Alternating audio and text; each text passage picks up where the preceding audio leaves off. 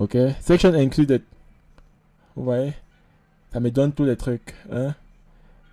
Hero section. Hero section, c'est la première page ici. C'est ça qu'on appelle le Hero section. Professional introduction with your photo. Bon, la photo n'apparaît pas. Je vais corriger ça tout à l'heure. Ne vous inquiétez pas. Je vais d'abord vous faire voir à peu près tout ce que ça produit. About section. Ok. About section, c'est la section après le Hero. C'est ça. Si vous avez fait le cours du web design, ce sont des trucs sur lesquels on insiste beaucoup en début. On vous présente les différentes sections qu'un site web doit avoir. Skill section. C'est ça là. Technical skill. Experience section. Timeline of your professional journey. Donc, c'est cette section-ci là. Où mon expérience est décrite et tout et tout. Ok. C'est cette expérience-ci. Et c'est ça que j'avais décrit de façon touffue sur mon résumé ici.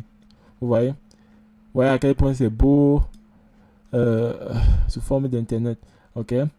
Experience section. Après, c'est contact section qui est la section-ci. Ok. Et enfin, vous avez footer, social media link. Footer, social media link. Normalement, c'est juste là comme ça. Pour le moment, c'est pas encore bien défini. Mais moi, je peux le faire. Ok. Je peux par exemple aller chercher les liens de mon Twitter, le lien de mon GitHub account et le lien de mon LinkedIn. Et je demande à Claude d'ajouter ces liens-là aux icônes dans le footer section-ci. Je vais faire un exemple, par exemple, pour mon LinkedIn tout à l'heure, vous allez voir. Ok. Donc, technical highlight. Donc, vous voyez. Technical highlight. Expérience. Donc, technical highlight, ça dit un peu ce que ça a mis en avant en termes de techniques, de compétences techniques et tout. Maintenant, à la fin ici, là, ok. Automation and Scripting Capability Showcase. À la fin ici, file for GitHub hosting. OK. Index.html. The main HTML file provided above. Files for GitHub hosting. Require file. Il faut le fichier index. Il faut le fichier readme. The main HTML file provided above. OK. Optional file. CNAME for custom domain.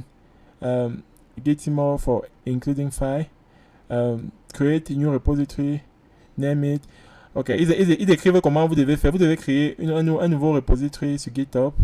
Upload les différents files. Add your profile image. Update the source attribute. Create the readme. Enable GitHub page. Et etc.